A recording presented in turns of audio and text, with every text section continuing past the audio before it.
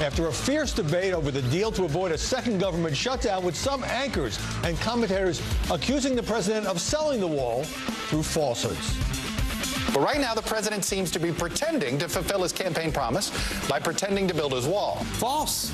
The president is lying to you to get his border wall. It is going to be the emperor's new wall by the end of this. He's going to be doing photo ops in front of empty expanses of desert. Any Republican that supports this garbage compromise, you will have to explain. In terms of this deal, it's pretty garbage. I mean, $1 billion for 55 miles of bollard fencing that still allows people to get through it. What's the point of that?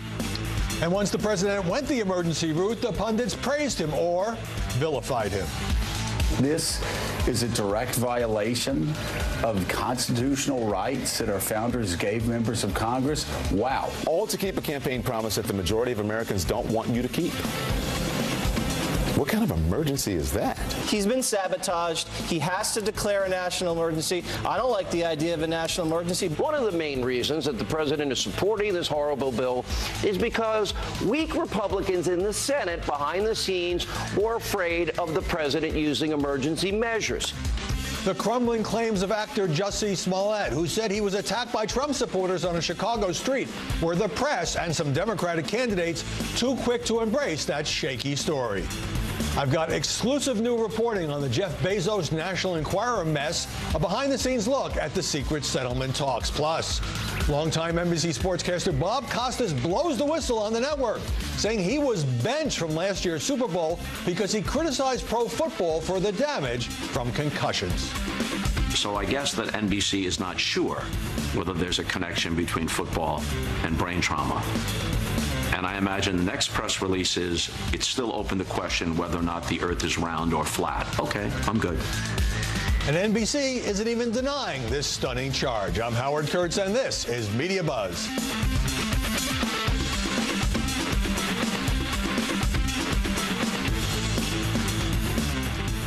With some Republicans publicly dissenting from the president's decision to sign a compromise bill with little wall funding and declare a national emergency at the border, it was fitting somehow that the announcement came at a rambling, raucous, and often testy press conference.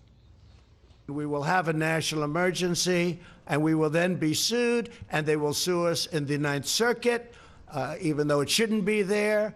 And we will possibly get a bad ruling, and then we'll get another bad ruling, and then we'll end up in the Supreme Court, and hopefully we'll get a fair shake, and we'll win in the Supreme Court. Joining us now to analyze the coverage, Ben Domenech, the founder and publisher of The Federalist. Beverly Hallberg, president of District Media and a former television producer. And Philippe Reines, former State Department official under Hillary Clinton. Ben, the media are covering this emergency declaration as a shocking and outrageous abuse of power that shatters constitutional norms. Fair or unfair? No, that's very unfair. I mean, the fact is that we have a number of national emergencies going on for a number of different reasons. President Obama didn't have to declare a national emergency when he waved his hands to find funding that was never allocated by the Congress when it came to the Obamacare exchanges, which is going to dwarf the funding that is involved in this situation. The fact is we do have a national emergency at the border, and the fact is that that's sustained by the coverage of the humanitarian crisis that's been going on there for a long time. On the very evening that President Trump gave his remarks in El Paso, we had 1,800 different family units who were coming to Border Patrol along the border, including 316 in one Border Patrol location west of El Paso, where you had an enormous group of family people to the point that the Border Patrol had to move ATVs out of a garage to find a place for them to sleep at night. It is a humanitarian crisis. That being said, these national emergency declarations are not things that should happen. The 1976 National Emergency Act should be something that Congress should address, because presidents shouldn't have the power to do this kind of thing. But under the law, what the president did is constitutional and is legal. And of course, it'll be tested in court. We'll come back to that. Beverly, the press is accurately reporting that some prominent Republicans, Chuck Grassley, Rand Paul, Susan Collins, and others, are opposed to this declaration and felt blindsided. So that's not just punditry. I mean, that's reporting what people are saying on the record. Right, and I don't think they're necessarily blindsided. We know that this was a possibility from Trump even when the shutdown happened. But I would agree, Republicans look at this and say we didn't like it when Obama did it. We didn't like when he sometimes would use executive authority. And by the way, the media never covered it the same way as we're seeing this coverage now. And I think one of the problems with the coverage for President Trump is it actually changed a news cycle that was very favorable to him. You had what happened in Virginia with the scandals there. You also had the new Green Deal, which was very positive when it came to Republicans and Trump because it outed Democrats and what they really thought. Well, he had no choice because he had a deadline, and either the government was going to shut down or they're going to find some funding. So, Philippe, on that point, the press constantly points out that Republicans made the very same charge against Barack Obama when he had the executive order protecting the Dreamers, going too far and running Congress. Doesn't that limit the ability of liberals now to criticize this president? No, not at all. And I think, Ben did a better job of conveying why there should be an emergency than Trump did. All he missed was the sing-song recital of it. The problem here has been what it has been for 2 years now, is that immigration is this third rail in Republican politics. And Trump keeps touching it. And a number of the pundits you showed, whether it was Sean Hannity or you didn't show Ann Coulter, they're the ones being most vicious about him. They're the ones who are driving. You can't say that the left or mainstream media is over-covering or being overly critical when all they have to do is show a tweet from Ann Coulter saying that he's an idiot. On the point about the press loved Obama's executive authority when it came to the Dreamers because many agreed with what he did, many disagree with what President Trump is doing. You don't see a double standard there? I don't. I have to admit, I don't remember when Obama did it. There's a huge double standard here. To be perfectly honest. But no, seriously, President Obama didn't declare a national emergency when he did what he did with the Dreamers. He just did the same thing that he did in so many other areas, pen of phone leadership, that totally washed away the Congress. The problem here is that for decades, the Congress has been derelict in dealing with the immigration issue because they do not agree with what their base wants to do on this issue. That's something that President Trump exploited when he was candidate Trump. It's one of the reasons that he's in the White House today, and it's the reason that he's having to do this again. Because for 2 years, congressional Republicans didn't want to go along with what he wanted to do, a big priority for him. They didn't want to actually pass it. Beverly, the storyline in the days before the emergency declaration was Trump got rolled. He's only getting $1.3 billion from the Democrats as well. It's less than he could have gotten before the 35-day shutdown. And yet he was sort of saying, well, acting like it's a victory. And this is not just on the left. Laura Ingraham on Fox called the measure that the president ultimately signed a total scam.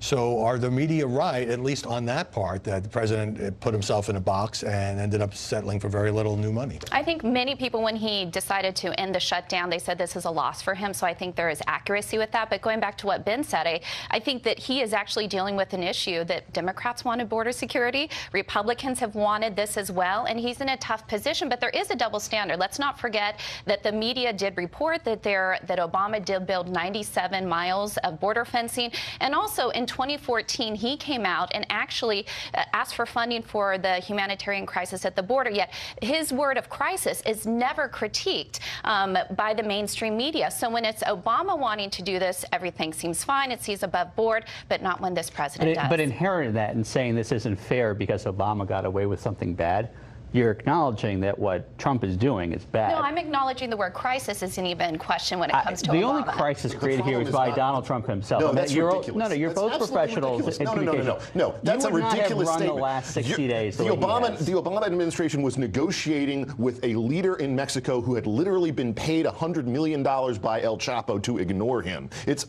ludicrous to say that this is something that is Donald Trump's creation. He's a reaction to what's been going on at the border for more than a decade and to the more recent humanitarian crisis of families coming across, which is fueled by the cartels. They profit from it, and they will continue to profit from it until we have a Donald Trump's political and media crisis of the last 2 months is of his own making. Well, let me jump in here because that is indisputable. I know you guys in your head are agreeing with it, even if you can't say it out loud. That's a ridiculous You're both too smart. You would never script the last 2 months the way you have. Let's agree to disagree on this. Obviously, the shutdown, I think, hurt everybody, but it hurt the Republicans more. But since we now have anchors and commentators just coming out and calling the president a liar, let me play a little sound of a couple of different instances in the last few days where the president has talked about what's happening now with the wall. The wall's being built. It'll continue. It's going at a rapid pace. I've built a lot of wall. I have a lot of money, and I built a lot of wall. So what journalists say is, so if he's building the wall now, as opposed to just putting up fencing, replacement fencing, then why did we have the shutdown in the first place? There was no reason to have the shutdown in the first place if this is where we're going to end up. No, but address the question of journalists saying the president is not telling the truth. Well, I think as a general rule, he often does not tell the truth. But to say that we have an emergency when we don't, and again, if you want to say that previous presidents have declared it when they shouldn't, doesn't mean you're not lying when you declare a wall. When you have said Mexico will pay for the wall, I mean, let's be clear, Donald Trump's campaign promise was not to build a wall. It was that Mexico would pay for it. All right, we've established that. That's not happening. But the issue here is not who pays for a wall. Frankly, a wall won't solve this problem. A wall alone is not going to be the thing that actually solves this problem. And the fact is that it's totally hypocritical for these anchors to go out there and say the president is lying. When 3 weeks ago there was a headline in the Washington Post by David Nakamura saying that this was a border crisis and talking about it blatantly as being a crisis. But when journalists say the president is talking about a crisis in illegal immigration, but actually illegal immigration has declined in recent years, or they say, let me just give you a second example. El Paso was a crime-infested city before the section of the wall was built there. Don't they have a point that the president is not always backed up by the facts? Of course they have a point that the president will frequently make arguments that go beyond the realm of what should be supported by the facts. But when it comes to the border, I think that what he has actually understood is that this is an issue that the national Republican and Democratic leadership does not want to grapple with because it's inconvenient and because there's a lot of things that cut against their priorities. When the president was taking questions from White House reporters at that news conference on Friday, Beverly, he did not look happy. It took him a long time to get to the declaration. It was a testy news conference. Obviously, some reporters were testy as well. I just got the impression that he was trying to make the best of a bad situation. Yeah, it's always the accosted Trump show when you have those press conferences.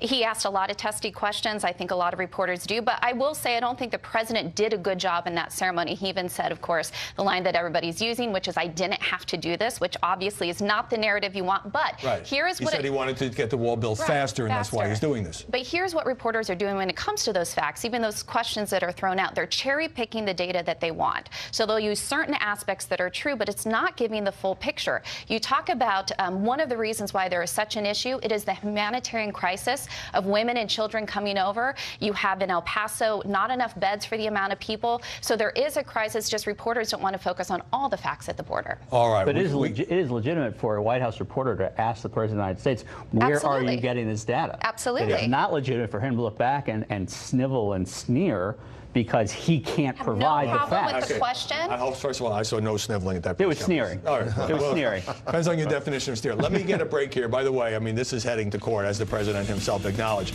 Ahead are the media touting Andrew McCabe's new criticism of the president, despite the fact that the FBI fired him for lying. But when we come back, should the press and the 2020 Democrats have been more cautious about the now crumbling claims of actor Jussie Smollett that he was attacked on the street by Trump supporters?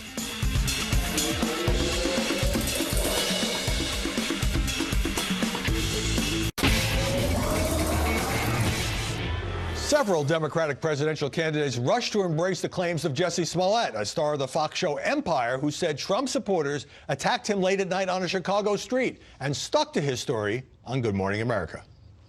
I see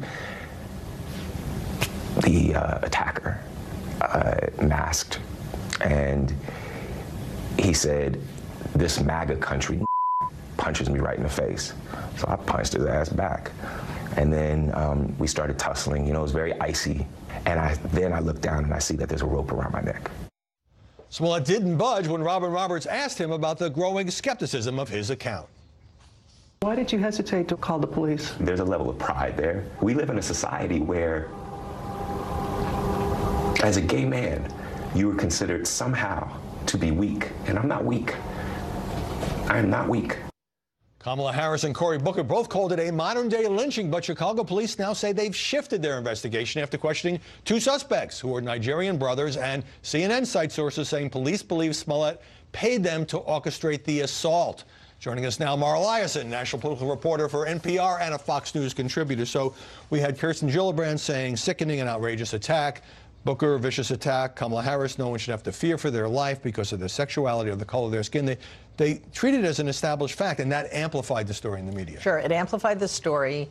I think maybe the cautionary tale here is just wait before you tweet. You don't have to react to every single thing. What's going to be the real test is once the actual truth is established, then how do they react? If it turns out that his story wasn't true and this attack was fabricated, Right. because what he did, if that's true, he undermined the claims of every person who is legitimately assaulted. That's a really good point. I turned down an invitation to talk about this maybe 10 days ago because I just thought it was too murky. But what else could the media have done? So actor makes this claim, it's reported. Chicago police are taking it seriously. That's reported. Now, when discrepancies or problems came up, his delay in notifying the police, his reluctance to turn over his phone, those are reported, and wouldn't it have been reckless on the other side for journalists, some commentators did this, to come out and say, well, we think this is all BS because of these problems in his account. Just be really careful. This is an evolving breaking news story. All the time at NPR, we get cautionary emails from editors. Whoa, we are not going with this. You know, this hasn't been established. But it's fine to report on the latest wrinkle. The Chicago police are looking into this. It's not clear what happened. But even the president weighed in on this. Right. I'll get to that in a second. I mean, when many of us thought this story just did not smell right. But that's not the same as being able to... Tawana Brawley-ish. Be able to go on TV and say that's not true. So the president's son, Donald Trump Jr., tweeting, most of the media not only uncritically accepted his lies as facts for weeks, but attacked those who questioned the validity of his false story. Well, if those attacks took place, that's completely not right. But his own father, when asked at a news conference, called it a horrible attack. Yes, horrible thing. Unless you want to say, look, based on what we know now, it's horrible. But you've got to update your reaction once new facts come out. Yeah, for the record, Jussie Smollett's lawyer reacting to these latest reports, saying he's been further victimized by these claims attributed to the alleged perpetrators that Jussie played a role in his own attack. One of them worked on the show, Empire, with him.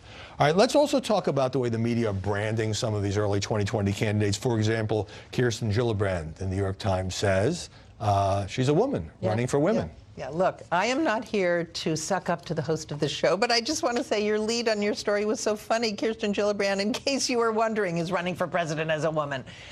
Look, this is a big field. It hasn't sorted itself out clearly into lanes. Yes. And the media is trying to explain what's the difference between all these candidates. Right, but you can't go through all the policies. So you have Cory Booker. Yes. Well, he's running as... come up with these quick cartoonish labels, which I think in the end are going to fall apart because...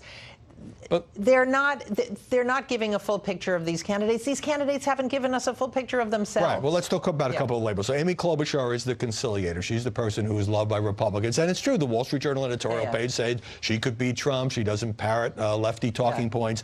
Cory Booker, he's running as the Bachelor. The Bachelor? Really? He's also the vegan. Well, Amy Klobuchar is also maybe the bad boss, based on some reporting. I mean, it shows you how hard it is to put these candidates in a box But then Politico has a headline that says, is America ready for a single president? And those reports about Klobuchar being difficult to work for, HuffPost and BuzzFeed, all based on anonymous sources. So there's a lot of stuff out there, and I think it's hard for the media. But I think also the candidates, just briefly, cooperate with this sort of thing because they're trying to break through the static. Oh, they want to be differentiated. Now, the real debate, I think, will come when there's a candidate of Medicare for all versus the candidate of Medicare buy-in at 50, or the candidate of debt-free college versus the candidate of free college. Then we're talking. Yeah, and that'll then we're talking. And that'll get ready tomorrow. All right, when we get to the policy stuff. Mara Liasson, great to see you. Ahead, the Senate Intel Committee finds no Trump campaign collusion with Russia, but if you blinked, you missed it. As far as the coverage, and up next, from legal threats to photo ops to leak coverage, my exclusive reporting on how Jeff Bezos and the National Enquirer almost struck a deal to stop the reporting on his personal life.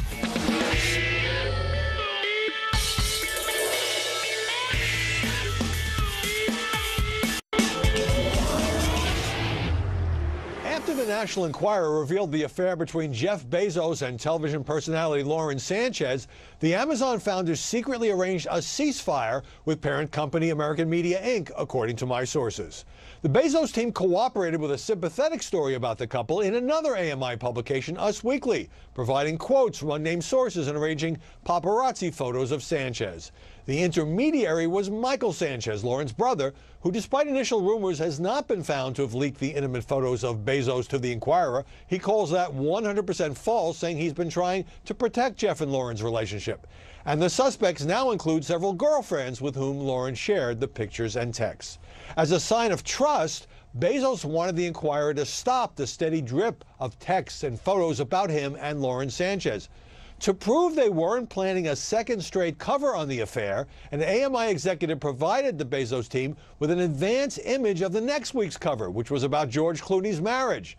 That breach of security was so unusual that a Bezos intermediary asked AMI whether it was real or fake. The gesture led to a steady stream of calls and messages between the two sides. I've had access to evidence that these were essentially settlement talks, although the Bezos side says they were simply responding to extortion. Bezos also ordered his team to stay quiet, stop feeding the coverage, stop responding to journalist questions, he said. Stop engaging with the media, even if you're trying to correct a bad story. During this period, my sources say, Bezos mused about buying American media, perhaps for $1 billion or more, shutting down the Inquirer and beefing up its other magazines, but decided this was too risky. Both sides made legal threats. The Bezos team demanded that no more of his photos and texts be published, and that AMI stop smearing Gavin DeBecker, his longtime security chief. AMI wanted Bezos and his Washington Post to stop saying that the Inquirer, owned by David Pecker, the close friend of President Trump, who, as we know, can't stand Jeff Bezos, had a politically motivated hit job in the piece. The billionaire never planned to agree to that. After the Bezos team asked AMI to make a settlement proposal, according to my sources, AMI sent a letter that included the infamous description of below-the-belt selfies and other X-rated pictures of Bezos. AMI's view was that this was simply putting what it had on the table. But the problem is it read like a threatening letter, allowing Bezos to blow up the talks by accusing the company of blackmail. AMI executives deny that, but people on both sides believe that Bezos shrewdly led them into a trap. American media would like the story to fade, but there's one complication. Federal prosecutors are now looking into the matter. You can read my full report right now at foxnews.com. And next on MediaBuzz, Andrew McCabe gets a 60 Minutes platform to talk about Donald Trump and the 25th Amendment. How skeptical is the coverage? And later, what the president had to say about Rush Limbaugh, Sean Hannity, and Ann Coulter.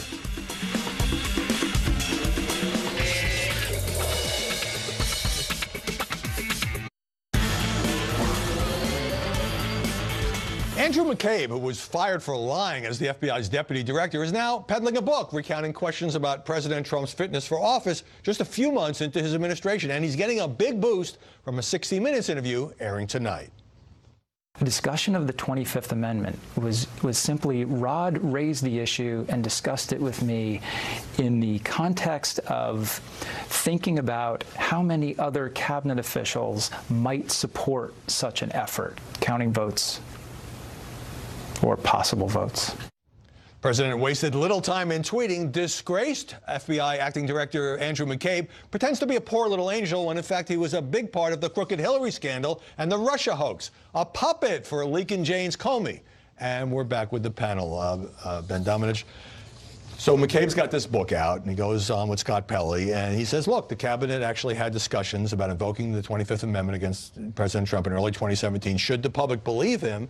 And is it important if true, since obviously this didn't end up happening? It's possible that it's true. I mean, what we do know about McCabe, as you said in your open, is that he is someone who was fired for lying to the FBI. He lied both not under oath to James Comey and then under oath repeatedly to the investigators from the Office of the Inspector General. And he is a guy, I think, that we have to take everything that he says with a grain of salt. But keep in mind what he's really doing in this context, which is he is engaging in public spin to try to boost his image, knowing that, you know, frankly, these charges were referred to prosecutors to look at for potential indictment. He could be facing criminal penalties for the lying that he engaged in, and I think that's really what he's doing here. He's engaging in a public PR campaign to try to boost his image. Definitely a lot of reputation salvaging going on. Not unknown when people write books. When the New York Times, Philippe Reines, reported that Rod Rosenstein, Deputy Attorney General, had offered to wear a wire and secretly record the president during this same period in early 2017, Rosenstein kind of dismissed it as sarcastic. I wasn't really serious. But McCabe says in the book that he was dead serious and that he, McCabe, consulted FBI lawyers about it. Does this vindicate the Time story? I don't know. I mean, what'll, in the end, hopefully they'll all write books and we'll be able to find out, you know, basically but what books can be so self-serving. Well, but that doesn't mean they're not accurate. And I think, you know, this is an important conversation about his credibility. And I have seen the same conversation on other networks about he has said this, should we believe him? And I would hope Scott Paley would have straight out said, Andy, why should we believe you given you were fired? Now, that doesn't mean that the next answer, just because you're saying, is he credible, the answer is no. The answer is, let's just look at all the facts. And I think when we have all the facts, Rosenstein might have been trying to get himself out of trouble. So, Beverly, we have this sort of media split among the pundits. On one side, McCabe's a proven liar. He was fired. Nobody should believe anything he says. Versus McCabe's a truth teller. What has he got to lose? He's telling us what really happened in the White House. That's pretty typical in the media these days. And McCabe's hoping that you buy the book and find out for yourself. Because I think this is really about him trying to get some money, get some notoriety, because he has a lot of legal cases ahead of him. But what I think is interesting, what he has said so far, is he seems to want to throw Rod Rosenstein under the bus. It seems like they're all out for themselves right now. So it's going to, I think they're going to be more tell-all books. And I think the mainstream media is always happy for someone who's critical of Trump to have them on their show, maybe The View, maybe go on Good Morning America. So there will be a media tour from this book. That was a gratuitous shot at The View. Yeah, I do think Andrew McCabe will be on The View. All right, we heard it here. So, Ben, the media treated this as a huge deal when a federal judge ruled that Paul Manafort had lied. Remember, he's already been convicted twice about a meeting while he was still running the campaign in 2016 with Konstantin Kilimnik, said to be a Russian operative. He's going to prison for a long time. In fact, Mueller's office just recommended a sentence of 19 to 24 years. But it still leaves open the question about whether Donald Trump knew of any of this. Well, I do think that that's an open question still, but I think we have to keep in mind the larger context of this, which is that the public was sold a story about President Trump and his relationship with Russia that we know at this point simply hasn't been held up by the facts. It does not exist in the format that it was sold to the American people. Now, I do think that Paul Manafort was a bad guy and engaged with a lot of shady characters and did a lot of shady things. Frankly, that's not news to anyone who's been in Washington over the past couple of decades about Manafort, and I'm not surprised that we continue to see that he engaged in behavior that, frankly, runs afoul of the deals that he's negotiated, et cetera. See, but Ben was good. He said in the format originally presented, which by that he means conspiracy by Donald Trump with the Russians. Yes. The format originally presented by Donald Trump was that no one in his campaign did anything like this. So talk about credibility. It is hard when you make comments about no one around me, no one who worked for me, no one, I barely knew the guy, and then suddenly 2 years later... Well, Philippe, this is shifting the goalposts to the middle of the ocean. I mean, come on, this is ridiculous. The fact is that we know after millions of dollars and years of investigation, we have no evidence whatsoever that the president engaged in anything approaching even the base level of collusion. Right. Well, I'm happy you both acknowledge it's an open question. You two take it outside because I'll have a question for Beverly. And I'll play a little sound having to do with both the chairman and the ranking member of the Senate Intel Committee saying they have not turned up any collusion. First, let's play MSNBC reporter Ken Delaney and his report. After 2 years and interviewing more than 200 witnesses, the Senate Intelligence Committee has not uncovered any direct evidence of a conspiracy between the Trump campaign and Russia. And here's the tweet from the President of the United States. Hell hath frozen over. Thank you to MSNBC, says Donald Trump. But how much coverage did those Senate findings get? Not much at all. And if you take a look at the difference in coverage of Jussie Smollett in that situation, over 100 hours, very little on this committee hearing at all. Remember, this is a bipartisan committee. Democrats were involved with this as well. But once again, unless the narrative fits that somehow there was collusion with Russia, mainstream media doesn't want to run with those stories. All right. It did vanish very quickly. Except MSNBC in the clip we just watched. Well, no, that was good reporting, a fair and accurate report. All right, I'm going to give you each 10 seconds on this. President tweeting today after SNL did a skit last night, Alec Baldwin saying, wall is good, we want the wall. Here's the tweet. Nothing funny about SNL on fake news NBC. Question is, how do the networks get away with these total Republican hit jobs without retribution? Likewise, other shows. Very unfair and should be looked into. It's a comedy show.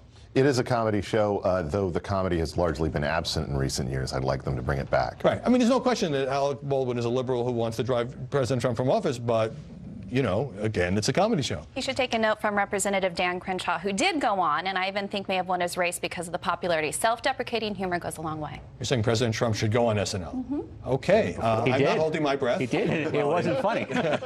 I think whoever's in office gets the wrong end of the SNL stick, whether it's a Democrat or Republican. I mean, Bill Clinton, you know, you had Phil Hartman running around eating hamburgers while jogging was some of the funniest stuff they ever did. Yeah, Barack Obama, not so much. Believe me, if Hillary Clinton had won, I think SNL would be going after her on a regular basis. Not at all. Oh, No. come on. Hallelujah. Come on. You'll never know about that alternative universe. Philippe Reines, Beverly Hallberg, Ben Domenech. Great to see you all this Sunday. After the break, a really strange press conference on the border emergency. The president was going at it with Jim Acosta and others and singing the praises of his conservative media allies. And later, Bob Costas takes on NBC.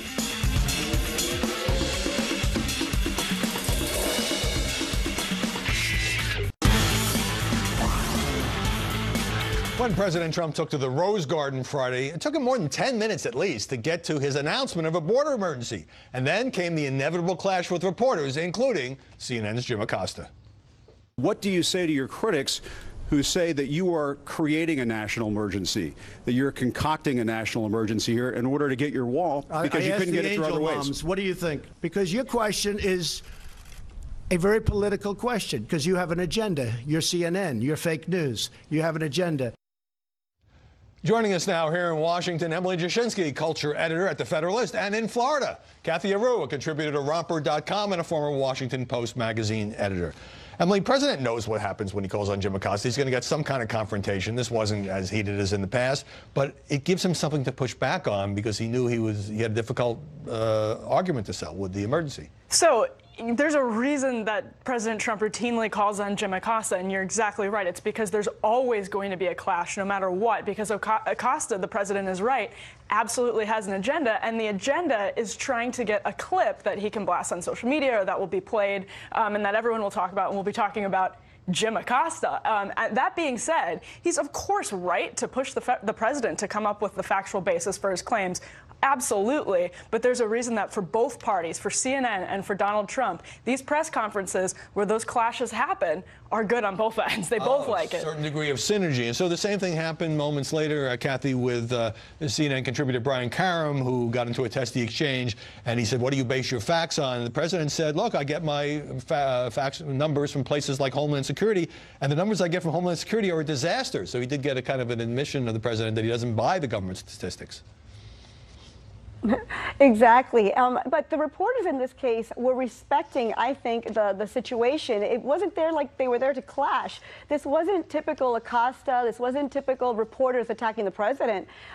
He was asking for a national, saying a national emergency, making quite a big deal on words we haven't heard since 9/11. So reporters had the right to ask tough questions, and he had to answer those tough questions. And his answers didn't even respect the establishment, the press itself. He didn't respect the press with appropriate answers. Well, he gave no answers, actually. Respectfully, I would say that was typical Acosta. It may not have been peak Acosta, but it was typical Acosta. The president, you know, they're both within their rights, right? The press should be asking the president tough questions, and what a lot of people in the country want to see is the president calling them out when they do come out with an agenda, which they certainly do. Let me jump in and show you this. So NBC's Kelly O'Donnell asked the president about how influential are his conservative media supporters. Here's part of what he said.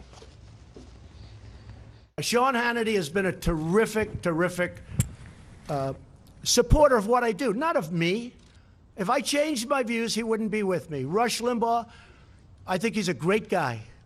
He's a guy who can speak for 3 hours without a phone call. Try doing that sometime. So was it telling that the president answered the question by praising two of the people who are most often on his side? What I thought was really interesting is how eager the president was to answer this question, because it's one of these like talking points that's conventional wisdom here in Washington. People love to say this is the Coulter presidency. If this was the Coulter presidency, the Hannity presidency, the Drudge presidency, this man would have been governing dramatically differently for the past 2 years. And so that's, I think, why the president was eager to tackle that, because it is just not true. He consults with them, sure, absolutely, he's happy to admit that, but he's not governing based on By the way, Hannity said it was stupid and inaccurate, the notion that some people on other channels are saying that he tells the president wants to do. They talk. I mean, obviously they do. All right, so Ann Coulter, you know, was a big Trump supporter on immigration. Now she has turned really critical on him. So President was asked about Ms. Coulter as well. Take a look. Ann Coulter, I don't know her. I hardly know her. I haven't spoken to her in way over a year. But the press loves saying Ann Coulter. Probably if I did speak to her, she'd be very nice. I just don't have the time to speak to her. So I like her. But she's off the reservation. And to underscore that point, here's a brief clip of Ann Coulter responding in a radio interview. So forget the fact that he's digging his own grave. Look, the only national emergency is that our president is an idiot. So, Kathy, is the president right that the press loves to quote Ann Coulter, especially now that she's being... But this narrative that Ann Coulter has suddenly switched and is now anti-Trump, this has been happening for more than a year. She's been displeased with him for more than a year. And so anybody who believes that this is the Coulter presidency is not paying any attention to Ann Coulter. And that's why, again, I think the president was eager to tackle this head on. Kathy, I have to praise you for your restraint in not embracing the Ann Coulter's insult, but instead giving a high-minded answer about her motivation here. Quick thought. I did not call him an idiot. Thank you. Okay. You can't do better than that. Kathy, Emily Jasinski, thanks so much for cramming a lot into this segment. Still to come, I spoke to veteran sportscaster Bob Costas about his revelation that NBC benched him from last year's Super Bowl because of his criticism of football's damaging effects. That's next.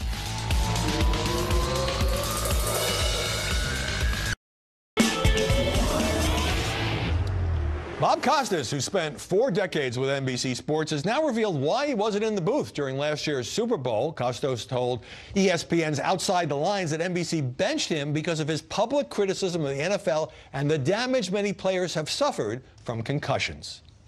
I think the words were, "You've crossed the line."